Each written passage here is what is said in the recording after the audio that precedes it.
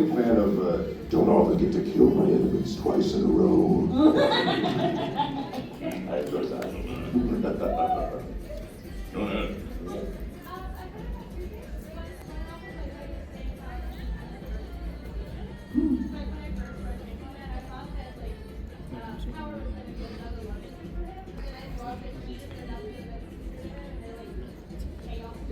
Yeah.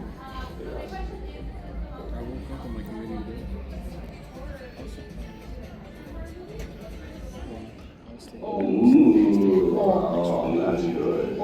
It's like asking what molecule of air. Is that 02 or is that power right I've there? asked you that before. That's the one that the cosplay right there. I'm a big fan of 02? psychological thrillers. Like I love The Silence of the Lambs and things like that. I'm a big fan of even Red Dragon.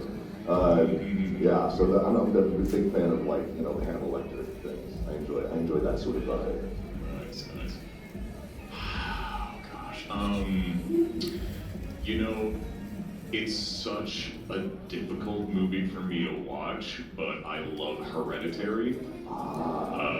If you haven't seen that, you have just make sure you've got some loved ones on the line that you can call and just to be like, hey, I love you so much.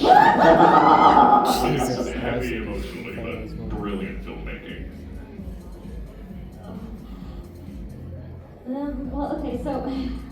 Give me grace. The fact that I'm on this show is incredible.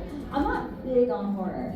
I'm a big scaredy cat, but at the same time, I have gotten a lot better at it recently. I remember, I was able to watch American Horror Story. I'm tempted to be out right now. American Horror Story. Right before bed, and go right to sleep without a cartoon. So that's great. Damn it, I don't want to buy them. I'm also on the spectrum of I do prefer the thrillers in a psychological way. Yeah. So I put in my don't know. room. I struggle with actually really favoritism, good. but I have a few that. But the hassle of going up and down, that's what beats me up. Does it have a ladder? Yeah, it does on the I've watched side. it 2 times already, which is not usual. It kind of looks like the basics bed. But I mean, I'm gonna add two in Extra space recent then. memory. The remake of and when the sun Nosferatu. comes up, it doesn't hit you in the eyes. You're higher up. We were just talking about that. I might buy it, but not this one. I might buy it like the I love it so much. The sounds. Oh yeah. I was just telling him that one is my one and done too. I cannot go back to that. I will cry. I watch it almost constantly. No, no, I do love that though. I do love that. I thought that was really excellent. It was good. It was good though. Spooky little. I will say, it's worth it. It's worth the trauma. Did you see that second? I saw Witch Hat first. Oh, sorry. Oh, wonderful. Okay, I just want to be sure. I don't want to skip anybody. It's really nice to have a series that is so unapologetically itself and doesn't bother being anything else. I love that. All right, I had to know.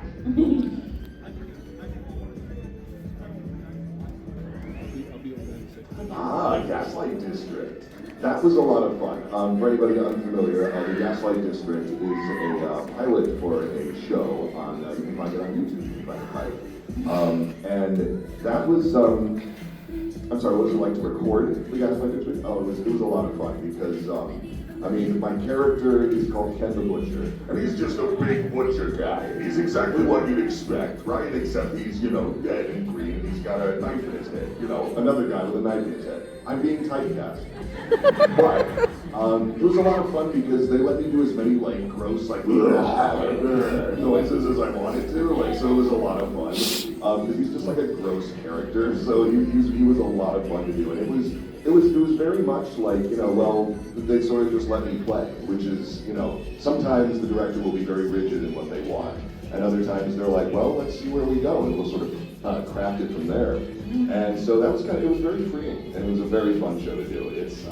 We knew it was going to be crazy because the script is insane, but then when you see it done, because they animated it to look like stop motion, and so it's very cool. And it's man, I didn't realize that this would be this neat when it was all put together. I am a huge fan of it. I'm delighted by how it turned out. So it was a lot of fun. It was a lot of fun. Back here, the blue.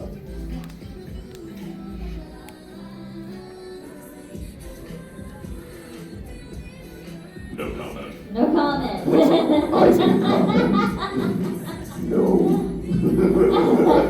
Gosh, I hope so, though.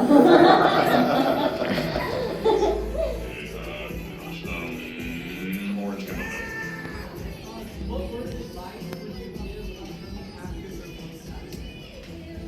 Don't do it.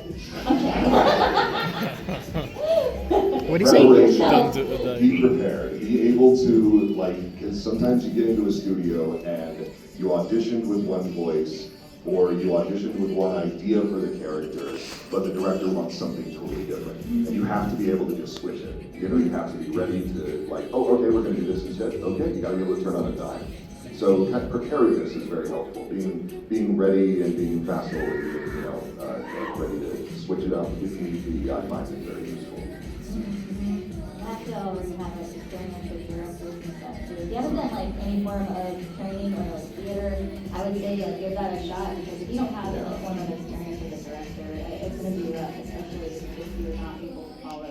You know? He was asking like any advice for people that are starting to do acting or that shit. Voice acting, because you want to be able to, you know, come at this from as many different angles as you can, and the more experience you have in lots of different fields, the more kind of well-rounded you'll be, the more you'll understand like because like especially when you're doing stuff like anime, you're doing a whole bunch of different genres. Like you are all over the place, and you have to be adaptable enough to be able to do any of them.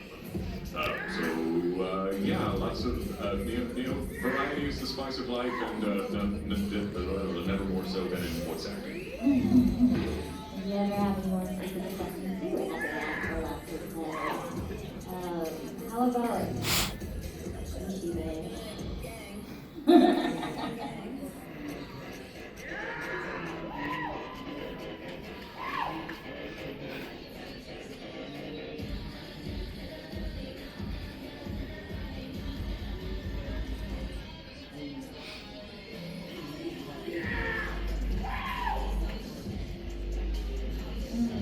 I don't think, just like any show, we have to stop productions on other things. Usually, because we're a freelance type, or this is a freelance type career, we're juggling a lot of different jobs at the same time, and it's just a matter of scheduling. Yeah, we wouldn't be stopping altogether and being like, we're just waiting for the next chainsaw man and doing nothing else. That would actually be insane. I wouldn't be able to sit still. No, we're too antsy for that. Fancies and our fancies. I'm sorry, can you say that louder? I can hear it.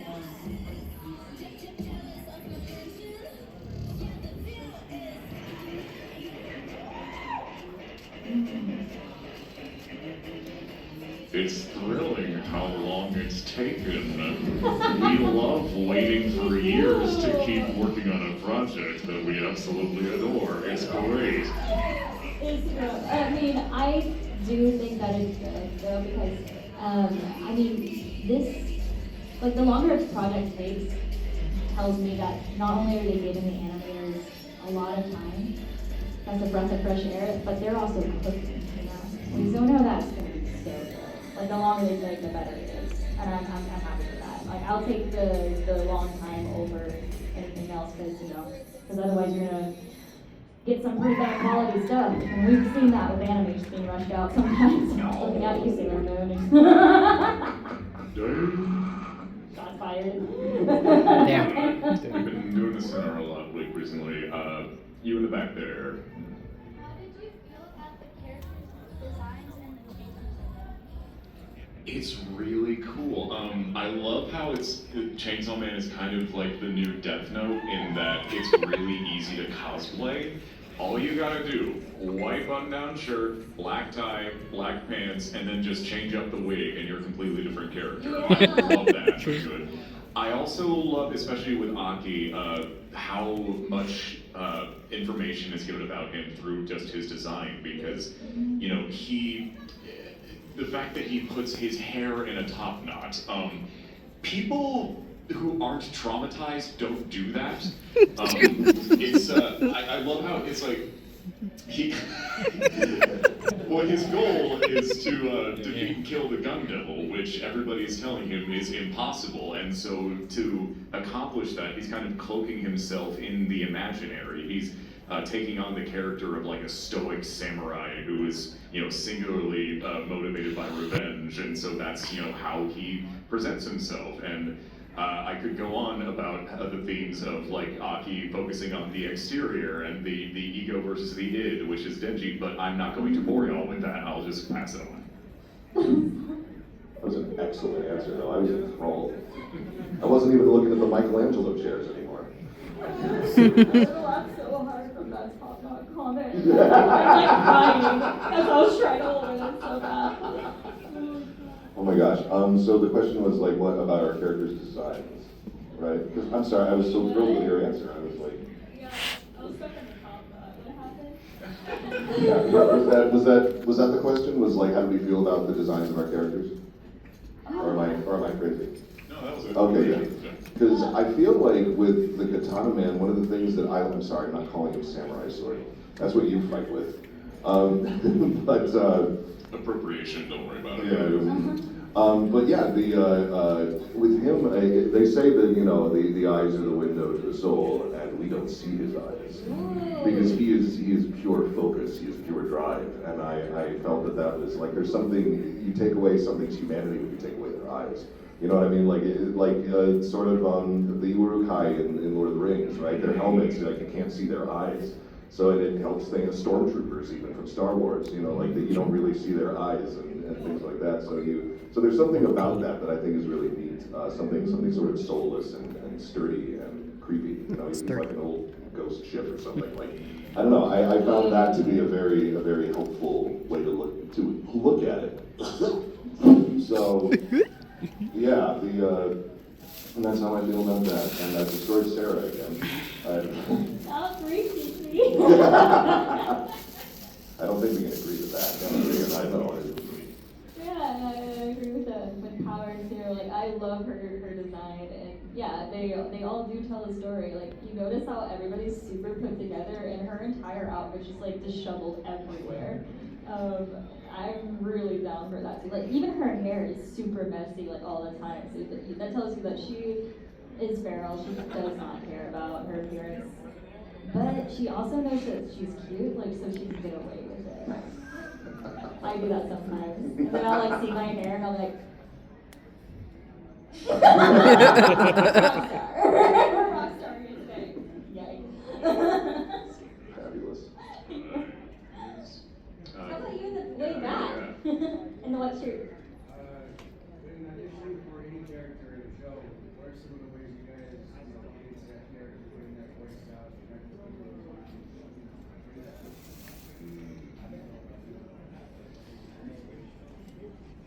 A lot of, like, for most characters, a lot of the time, it just kind of comes down to the design and the text, the words that they use. Because, you can read, a million character descriptions and they're super vague. Like, honest, reliable, all the rest of it. That doesn't really tell me very much, and it goes in very broad directions. Because if I was just to be thinking that, the performance probably wouldn't have a lot of life to it. So I figure, we make choices in the words we use all the time. And so figuring out who this person is just kind of intuitively by speaking the words out loud, that kind of, I don't know, I just kind of feel it out. It's not like, I just kind of push like in this direction a little bit, maybe nudge it in that direction. It's much more art than science. Yeah. But yeah, just take what is there and just inject your own personal experience into it, people you've seen, stuff that's happened to you, and just send it and forget it. Yeah. And it's true that like we don't often, at least it depends. It's nice to get a visual. Sometimes you don't though.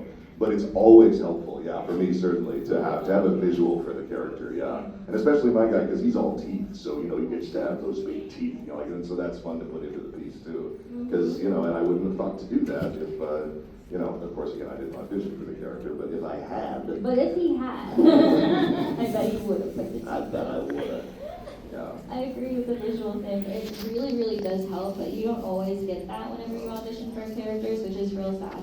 But sometimes they'll also give you extra materials like trailers and like little snippets, so you can kind of get an idea of the project itself and or the characters that might be in there.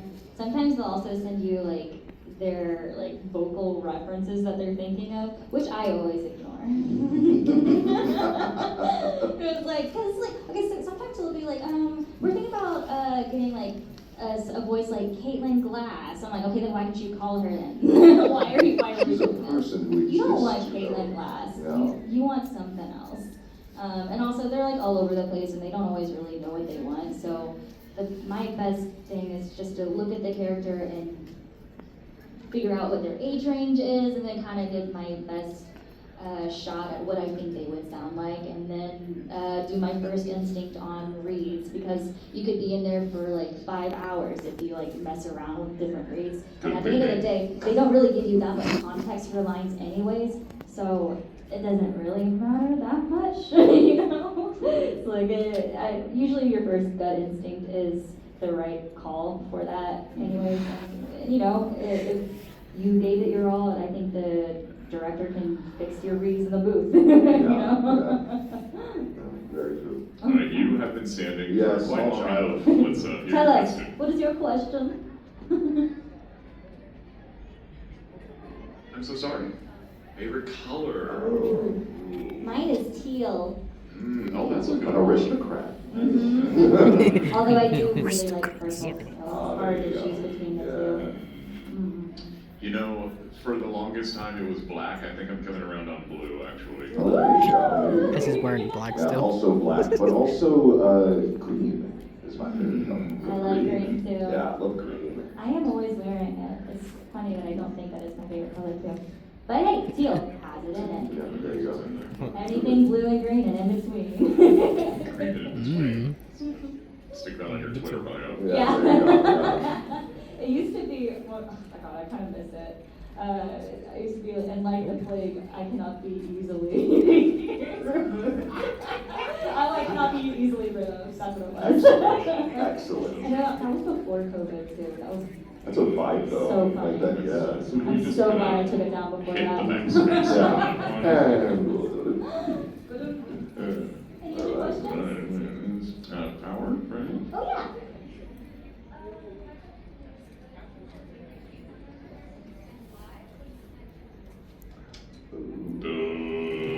Because he's hot. And also he makes food and coffee, and that he takes a whole vibe, and also the sweet thing. I like that. I hate you for not letting me talk about my character. How could you do this to us? It's Very such a power powerful, I'd say. One of my favorite characters is in the manga. It hasn't shown up yet. So Spoiler. I will say Himeno. That's a She's good one. obviously a morally complicated character, but also just a thoroughly and fundamentally lonely character, but one who can turn that around into at least a sarcastic joke. And that's kind of why I think she and Aki get along so well, is because Aki is just so despondent and just can't get out of the funk that he's in. And so Himeno is just like, well, you want to smoke and die together? So I love that. I almost, when you were saying Himeno is this, Himeno is that, I almost said not anymore. Oh! Oh my goodness, man. Listen, again, usually my character is very dead very early. I'm gonna say Makima is probably my favorite. I like Makima. I think Makima is terrifying. Yeah, she And that's is. what rocks. She's just straight up terrifying. I think she's scarier than my guy, really. As we see in a couple of scenes. Yes, gosh, Yeah. the train one. Yeah, oh boy. That scared me. I already read the manga and it still scared me. I forgot. Pictures are moving now. Oh god. Oh no. Oh, what an excellent question. All right, anybody else? Anyway. Over here?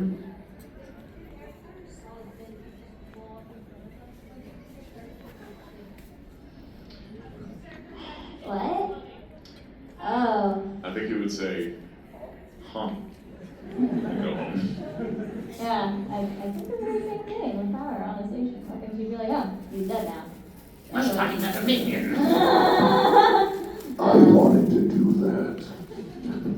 It would probably be his response. You've been waiting a while, so what was your question? Yeah. I'm all caught up. Ooh. I'm on volume 18 of the physical copies because I'm a physical girl. I'm thinking of buying them at some point. That's about where I'm at. You're not going to sail the high seas? I have to get the, not on a panel, no. I have to get the information from Ryan. I'm always like, Ryan, where are we at? And he'll update me. What is the update? How am I doing? Am I still alive?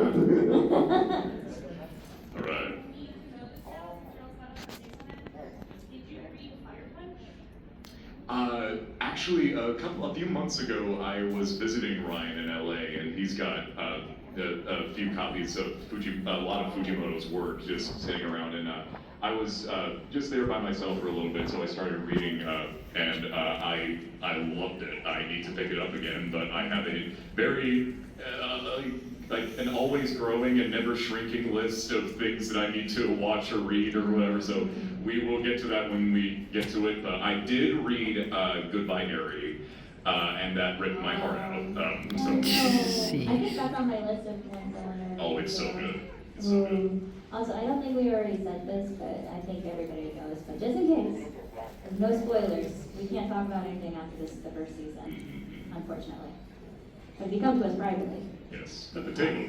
At the table is where you can give us money.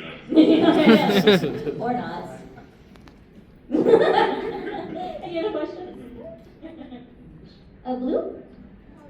Is there any character you guys really want to play, like, aside from yourself? Honestly, one thing that's been on my list for a long time is I'd love to play Doctor Doom. Whoa. Whoa. Thank you. Doom is my favorite comic book villain. I've always wanted to play Doom. That would be a lot of fun. Yeah. Too bad RDJ took him.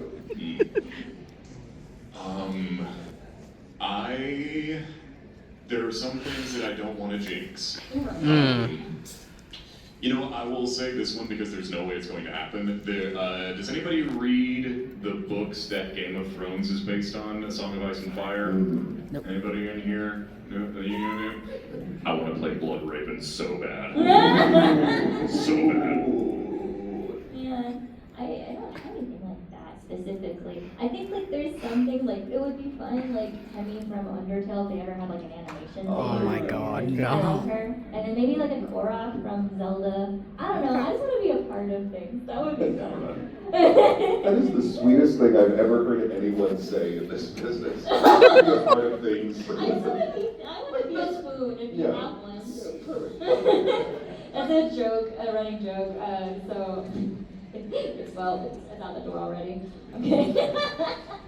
When I was in high school, they were doing a production of the Beauty and the Beast musical, and so I auditioned for it, but it was a small set, so they couldn't have that many people. And I remember like running and looking at the cast list and not seeing my name, my heart sinking, and I go home and I'm like kind of like really bummed, and I cried to my dad. Like, wouldn't even let me be a spoon. So I've just been saying that my whole life now. Find your spoon. It wouldn't let me be a freaking napkin even. Anybody else? It's an excellent anecdote. Right. I know you mentioned like how your first anime was Naruto. So, is there like any voice actor growing up that you took as inspiration? Crispin Freeman. Ooh, yeah, there you It's go. hard not to. Wow. Mark Hamill, because I loved his work on Batman the Animated Series. And Oh, so that's- that was, and to that's think, good. and being a huge Star Wars fan, I'm like, that's Luke Skywalker. What? You know, so like that was fascinating to me. And to get to, in the third season of the first Transformers show we did, I got to have a scene with him. And that was crazy to me. I'm like, I get to like, we weren't in the same room, but I did get to have a scene where we exchanged dialogue with Mark Hamill. And I'm just like, this is the coolest thing ever. You know, so it's like, you know, and of course they couldn't tell me he was there because, God, I've never let the producer live it down. I'm like, he was literally there 20 minutes before I came in, and he couldn't tell me. He's like, I couldn't tell you. Well, that's why you're on my list forever. But, yeah, just that, to get to do that and him being such a huge inspiration to me, that was incredible, truly incredible. So I didn't really know about voice acting. It took me a long time to realize that there were actually people behind voices, and that just wasn't the characters. And I was like, oh, right, cool, that's a thing. And so I didn't really know about a lot of voice actors until like well after my teens. Give me grace again. But I think if I kind of like think about one in particular, like I can't remember her name specifically, but I think it's like she went by like Sugarlyn or something. She's one of the Sailor Mini Moons and the original Sailor Moons, and I always think about her like she's one of the biggest inspirations whenever I do like a little kid voice or a little girl voice specifically, because I always loved the way that her voice sounded in that kind of regard. So I probably know, but just specifically for little girls, I can't think of anybody else.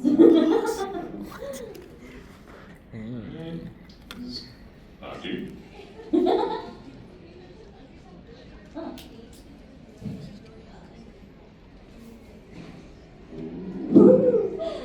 Okay, so we started on the Nintendo 64. Actually, I sat on it when I was a little girl and broke it. I was in that phase where I just like to like try things out as chairs, but I remember liking to play was it like Diddy Kong Racing? Oh, there you and, go. what was it? There was Pokemon Stadium too, and I liked to watch my brother play because I wasn't like super great at playing games. I'm still kind of in that boat, but I liked watching him play like a lot of things, like especially like Ocarina of Time. I was too chicken to play that myself at that time. But later on in life, I got myself a GameCube when I was a teenager, and I played Animal Crossing. That was my thing. And then one day, I decided, because they gave you a free game that came along with it, and I never played it for some reason, but I was like, okay, I'm feeling like playing something new. I'm like, oh wait, there's this random free game that came out. Let's pick it up, and it's Zelda: The Wind Waker. Yes. That. The style of that game, I tell you, that game's visuals just awesome. Oh my gosh, I ate it up. And then after that, I was like, Zelda everything. Give me, I went to the Ocarina of Time, I didn't finish it because the Shadow Temple scared me too much. And then I got to Twilight Princess. That's hands down my favorite Zelda game too. Next to Wind Waker, obviously. So yeah, those are like my top favorites. Like anything that's Zelda related, really, and then Animal Crossing. I like crazy games. Back in the day, it was definitely Donkey Kong 64 and Star Wars Episode 1 Pod Racer. Oh, there I it tore those up. is. Yeah. Recently been just binging. I'm still binging Baldur's Gate 3 to this Oh, nice. Gosh, so when I was very young, my uncles and aunts, they had, and it was at my Grandma Z's house, they had the original Nintendo, NES, and the Super Nintendo.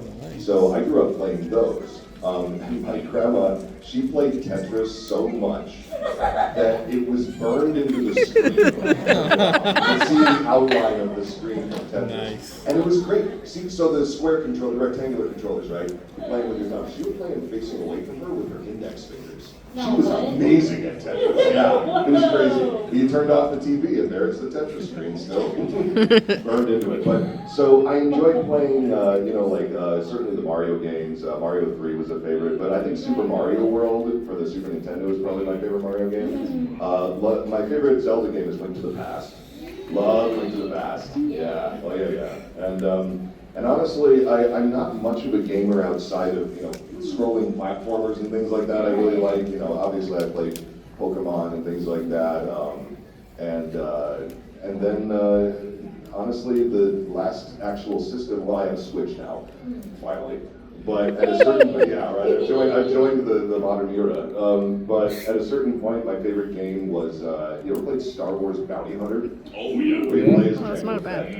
Not bad. It's an awesome game. It is so good. It's for the PS1, and that game rocks. That This game feels rocks. kind of silly to ask you. Have you played Hades? Yeah. Oh my god. Ooh, Hades is an. I need to catch up on that. What about Transistor? Played that one? No. Yeah. Okay. The guy who voices the sword. That's a good voice. Oh, so she said it I was just sword, want him huh? to lullaby me. I want that man to read me something to bed Oh. with Aaron's blessing. I'm sure he would. He likes that too. Oh, there we go. Looks like we've got time for one more question. All right, you sir, go ahead. That's fucked up. Would you mind doing another little ad-lib about Sir Rothschild? Sir Brigadier Rothschild. Brigadier Sir Reginald Montgomery Rothschild the 16th? Oh yes, he's a character that I did some time ago, and I haven't found a professional use for the voice yet. But I tell you, one day I will, by George. So sort of ridiculous. Yeah. No, it's just that's Katana Man from now on. Yeah. I popped out. Dempsey. What are you doing, Dempsey? Fight me, boy. I say. I don't know if it's still like this master. All right, I guess we're all finished up here. Thank you all. Thank you all so much. This is great. Thank you. Free to come find us at our booths. We're in the autograph signing in the main place, whatever that thing is called. Yeah, it was so wonderful. Thank you. Yeah.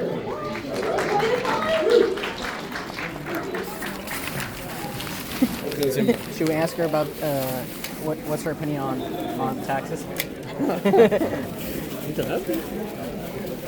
All right, no, think of some funny ideas and some good ones. No, but don't we have to go to